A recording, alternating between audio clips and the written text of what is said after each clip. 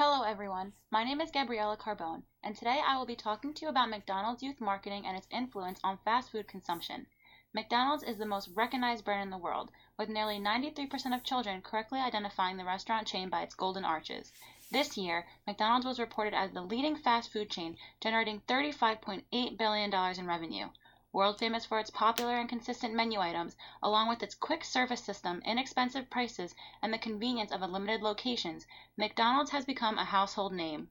The franchise is introduced to children at a young age through targeted marketing efforts, and because marketing to children has become so pervasive, child advocates believe that such marketing constitutes an escalating public health problem. McDonald's has become a place where children and their families frequently visit, causing many to place blame on the fast food chain's strategic youth marketing because of the increase in unhealthy eating habits that are progressing to serious health issues. This research paper will investigate McDonald's youth marketing communications to determine if fast food brands should be responsible for influencing children's unhealthy eating. I will be specifically focusing on strategic marketing efforts targeting children between the ages of 4 and 13 years old. I chose my topic because young children associate McDonald's with positive emotions and eat it frequently, even though it isn't the healthiest thing to consume. I want to learn more about McDonald's strategic solicits to children. My motivation to research this topic stems from my hope to spread awareness on the magnitude of McDonald's child marketing by analyzing their communication efforts to educate parents on the role that they play within the marketing industry. What is hypothesized is that McDonald's youth marketing communications influences children to persuade their families to eat at the fast food restaurant even though food options are unhealthy. Parents add to the influence of McDonald's youth marketing by being coaxed into visiting the fast food franchise by their children.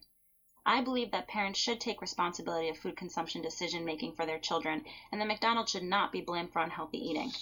From my research, I learned that child advocates are so quick to place blame on McDonald's, and I wanted to take an unbiased approach to this topic.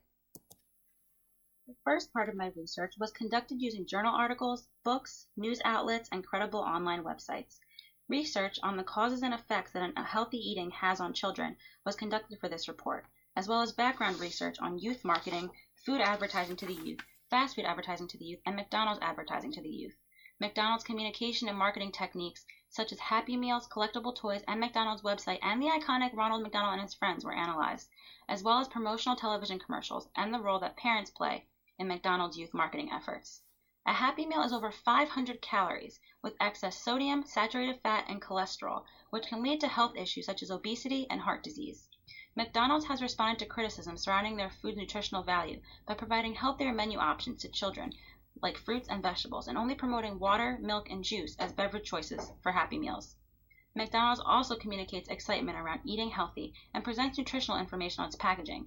Still, many believe that McDonald's should be responsible for children's unhealthy eating habits because of the influential marketing efforts geared towards children and the unhealthy fast food menu options that are offered. Calder et al. Acknowledges that remembered experiences determine future behavior. Nostalgia is an effective marketing tool that gets consumers to relive good times and continue visiting McDonald's locations as they age and have their own families. The positive memories of visiting McDonald's creates a link and association with the brand, which causes customer satisfaction to grow. Youth marketing is important to McDonald's to sustain profit and cultivate loyal relationships well into the future, which is why McDonald's franchise spends a great allotment of time and money on marketing to children and promoting their Happy Meal. Data research company Sense360 found that in 2016, McDonald's had 22 million visitors per day, with 14.6 of those customers ordering Happy Meals. This correlates to 3.2 million Happy Meals sold in the U.S. daily, totaling $10 million. Unfortunately, McDonald's restaurant company does not give the public access to the amount of money that they spend on advertising to children, but to provide you with some context, in 2012, the fast food industry spent $4.6 billion to advertise mostly unhealthy food to children. McDonald's integrated marketing communication creates synergy among different promotional mix elements, creating greater consistency among messages and functions, and helps to achieve marketing objectives.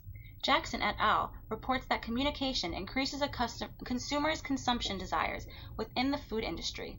Integrated marketing communication becomes an issue when companies like McDonald's produce unhealthy food and beverages and market them to children, because when children are repeatedly exposed to unhealthy food, the formation of positive attitudes towards that food is a result.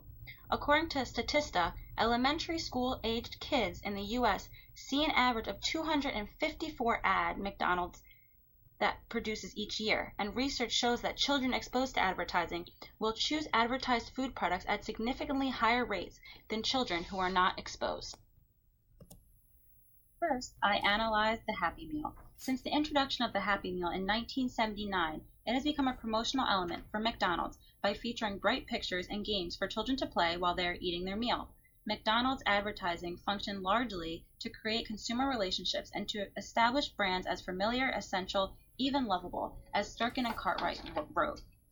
Consumers that have a positive relationship with McDonald's will most likely be repeat customers. The Happy Meal is specific to children, which makes the kids' meal appeal even more to a child. In our consumer society, there's an obsession that surrounds personalized communication, so McDonald's puts children in the center of their business model to fit their needs. The packaging is distinct by creatively presenting the handles as the iconic golden arches, while the rest of the box illustrates themes such as movie characters, Ronald McDonald, or other brands that McDonald's is partnering with. By creating these connections associated with existing characters in movies that children are already aware of, adds to the emotional attachment tactic that McDonald's conveys to children through their advertising. Next, I looked at collectible toys. McDonald's is the largest toy distributor in the world, distributing 1.5 billion toys worldwide annually. Toy promotions have become an integral part of appealing to young customers. They've turned into collector's items in 1996 when McDonald's introduced the Teeny Beanie Babies, and has since partnered with brands such as Barbie, Disney, and Hot Wheels for toy promotions. By having tie-ins relating to popular movies and TV shows, the fast food industry creates connections between the feelings that children have for the toy with the brand. McDonald's toys are designed to promote addictive and compulsive consumption by kids, with toy options changing nearly every week, and entices children to beg their parents to go to McDonald's so that they can collect them all before the promotion ends and a new toy is advertised. Sturken and Cartwright mentioned in their research that our desires are never truly fulfilled, which is why consumer culture will always exist. Having toys is linked to a child's happiness, and children may feel that they need to always collect the next best toy offered to acquire that feeling of satisfaction. What children think they need versus what they want can become distorted in their mind because McDonald's exploits a child's desires. Next, I looked at the McDonald's website, happymeal.com, which promotes toys that are offered currently and toys that will be promoted in the future, has interactive games to play, video clips to watch, and downloadable McDonald's ebooks and coloring sheets. At the top of the website in small print it says, "Hey kids, this is an ad," letting children know that the entire website is designed to solicit them into purchasing Happy Meals. Bright colors are used to attract children to their website, and partnerships with other brands are also featured. McDonald's has also introduced the McPlay mobile app in 2013, where kids can scan QR codes on their Happy Meals toys to unlock games and other exclusive digital content. This persuades kids to want to visit McDonald's so that they can get their Happy Meal toy to get that special access to unlock games online. Multiple communication channels or touch points are encouraged so children can be influenced through messages that are communicated. Not only is McDonald's connecting with consumers in person through their toys, but they're connecting with them online as well to continue to develop a relationship. Although toys are extremely popular, McDonald's recognizes the shift to digital technology trends by offering an online gaming experience. In our consumer culture, we are never truly fulfilled. McDonald's integrated marketing communication uses a consumer-first approach that looks at what consumers and customers want to hear, see, and when and where they want to see this media. Children feel valued when communication is targeted to their needs. Next, I looked at Ronald McDonald and Friends. In 1963, Ronald McDonald was introduced as the mascot and pictured in tons of promotional materials. McDonald lives in a fantasy world called McDonaldland and has adventures with his friends. This tactic of storytelling by making up a world that encompasses everything McDonald is effective, and many argue that these characters lure children into eating unhealthy food. McDonald's is sharing a brand story to its consumers. Muniz writes that storytelling is a means of creating and maintaining community. With every character having their own storyline, children are drawn to this fictitious community and connect with the brand on another level by investing in the story. I also looked at television commercials. McDonald's commercials picture an array of happy children playing with their toys, and their Happy Meals are perfectly placed next to them, with only brief glimpses of healthier food options offered. Robert Wood Johnson Foundation recognized that in 2012, on average, U.S. children ages 6 to 11 years old viewed 3.2 fast food ads on TV every day. The study also examined national televised ads for 1 year, found that McDonald's ads attributed to 70% of the total ads. Dihan and Rosengren define advertising as brand-initiated communication intent on impacting people. Messages are personalized to be kid-friendly, exciting to view, and persuasive, and then data is analyzed to improve their marketing efforts. Increased exposure to food advertising on television increases the number of attempts that children would try and persuade their parents to buy them a Happy Meal. The more frequently children see commercials, the more the desire to visit McDonald's grows. I also analyzed parents' contribution to marketing McDonald's to young children. First, I looked at McTeacher's Night, which is a fundraising program and partnership between McDonald's and schools where teachers work at McDonald's to raise money for a school cause. Children and their parents are invited to their local McDonald's to purchase food for a few hours, and a portion of the sales made during the shift go to support their school. Even a principal who had the event explained that it was a great social and fundraising event for parents and students. Positive experiences will lead to satisfied and repeat customers. Teachers' unions have asked McDonald's to stop the program because teachers are exploited as free marketers to promote unhealthy food to their children. But McDonald's responded to this backlash by stating that teachers and parent organizations have the choice in how they seek to raise additional funds. Next, I looked at coupons and discounts. Many McDonald's locations offer free breakfast to students on the first day of school and on standardized test days. Coupon booklets are distributed to students at school to share with their families. McDonald's keeps analytics on these coupon books that are given out to help predict consumer behavior. Data mining can tell McDonald's what coupons customers are using and when they are being cashed in. It can determine feelings towards a product and also create a sense of loyalty around a brand because parents feel the need to use these coupons before they expire so they do not miss out on the great deals offered. If parents receive coupon books, they will bring their whole family to the fast food restaurant to eat. Next, I looked at the Quality Correspondence Program. In 2007, McDonald's began to recruit groups of mothers to become quality correspondents, where they attend a program about McDonald's food safety, quality, and nutrition, and then share their experiences with other moms. McDonald's has become a part of an engagement economy. According to Marketo, engagement economy is a world in which marketers have shifted their focus to learning from consumer behaviors and adapt to individuals' wants and needs. Consumers are relying on other consumers as a source of truth for who the brands are that share their values. Our customer culture relies on other customers as a source of truth. If moms are telling other moms that McDonald's is healthy, parents will listen and bring their children to McDonald's. McDonald's understands that young children are not visiting the McDonald's franchise on their own, so they need to be strategic to win parents over and build brand trust. Finally, I looked at Go Active with Ronald McDonald, which is where elementary schools are allowing Ronald McDonald gym classes to take place within their curriculum to teach kids that physical activity is just as important for their health as food. This interactive show is fun while educating kids on how to maintain an active lifestyle.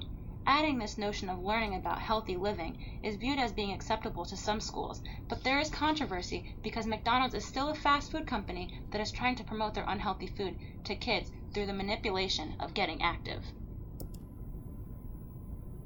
For my second research method, I conducted a survey designated for parents to gain insight on the influence McDonald's has on children and their families. This survey also provided clues to determine if McDonald's youth marketing encourages fast food consumption. To gain participants for my survey, I posted a link on my Facebook page and had my families and friends share the post with their connections. I also emailed the survey link to coworkers and distributed it to the Parent-Teacher Association in my local town. In the span of 5 days, I received 30 survey submissions to help analyze my research. The first survey question asked parents if their child ate McDonald's. One of the 30 parents reported their child did not, so her survey was submitted after the question was answered. The slideshow, as you can see, shows some of the questions that were asked. I will be reporting on the top findings. My expected findings of the survey are that children consume McDonald's at least 4 times each month.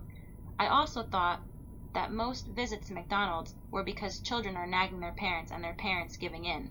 I thought most parents would respond yes to the ask when they were asked the question if McDonald's was unhealthy, but respond no to educating themselves on the public nutritional information provided by McDonald's. I expected that most parents would allow their children to have the unhealthy options offered for a Happy Meal rather than the healthy choices that were offered. My actual results were these. To begin, 19 out of 29 parents said that their child initiated a trip to McDonald's, while 7 parents said that they were the ones that initiated the visit. This statistic relates to the survey question that inquired about the amount of times a child asks their parent to visit McDonald's in a week. 10 parents answered that their child asks at least once a week to go to McDonald's, which was about 33%, while 7 parents reported that their child asked at least 2 to 3 times. According to a Times study, 40% of parents reported that their child asked to go to McDonald's at least once a week. This statistic is similar to my own findings, being only off by about 10%. Time also reported that most parents submit to their children, as 84% reported bringing their 2 to 11-year-old to a fast food restaurant within the previous week. This puts into perspective how prevalent McDonald's is to the youth and proves that most visits to McDonald's occur because children are nagging their parents until their parents comply with their desires. When asked why parents visit McDonald's with their child, 12 parents said that they chose it because it was quick. 4 parents said they visited because they didn't want to cook, and 4 said they had a coupon. The majority showed that parents visit McDonald's because it is convenient for them, while others visited because they had coupons. 21 parents said that they have received promotional coupons to purchase meals, while 8 said that they did not. Coupons act as an incentive to get both the child and their parent to visit McDonald's. 21 parents said their child ordered a Happy Meal while visiting McDonald's, while 8 ordered other menu options. The most popular order for an entree was chicken nuggets, with 23 kids ordering the meal and 5 ordering cheeseburgers. For a child's side dish, 19 kids ate French fries, while 8 wanted apple slices. For a child's drink of choice, 9 want soda, 7 wanted apple juice. And this proves that even with the healthy options available, parents allow their child to pick French fries as their side rather than the healthier options, and most kids would pick soda even though they had options like milk, juice, or water. In a survey of 44 McDonald's outlets around the country, it was found that the default side item of a Happy Meal was usually French fries and not the healthier apple dippers. Over 90% of the clerks did not ask which side dish the customer wanted, but automatically provided French fries. 25 parents said they never read the nutritional facts, while only 4 said they had. This is interesting because when asked if they thought Happy Meals were healthy, 25 said no and 4 said yes. Parents understand that McDonald's meals are unhealthy, which may be why they don't care to read the nutritional facts. Even when considering this assumption, parents still bring their children to McDonald's, even though they know that meals are unhealthy. All 29 participants said their child never visited the McDonald's Happy Meal website. This response to this question shows that even with all the activities on the website that it offers, it is not as influential as other promotional tactics such as coupons and toys. When asked if their child collects Happy Meal toys, 13 said yes, 16 said no. And when I asked if their child ordered a Happy Meal because of the toy, 15 said no and 14 said yes. With this statistic split almost in half, it leads me to believe that toys are still relevant to McDonald's promotional tactics. Children are turning into collectors and are likely to want to visit McDonald's to acquire toys. What I have concluded is that it is certain that parents play a huge role in children's lives, and it is important that they understand how McDonald's markets to children for a child's sake. Kids are manipulated by the strategic advertisements which affect the child's desire to want to consume McDonald's and healthy meals. It is obvious, though, that the issue extends past McDonald's marketing efforts towards children, as it has become a parenting issue. Not only do parents have control over how much exposure that a child has to marketing and advertising, they also have a say in what their child consumes. McDonald's should not be held accountable for children's unhealthy eating habits. The final decision of what a child eats falls on the responsibility of the parent, no matter how powerful McDonald's communications may be. McDonald's strategically targets children, knowing that they will ask their parents if they can visit McDonald's for a meal, and parents need to learn how to say no. Parents should also be more conscious of the meal choices, especially if they are known to lead to health issues.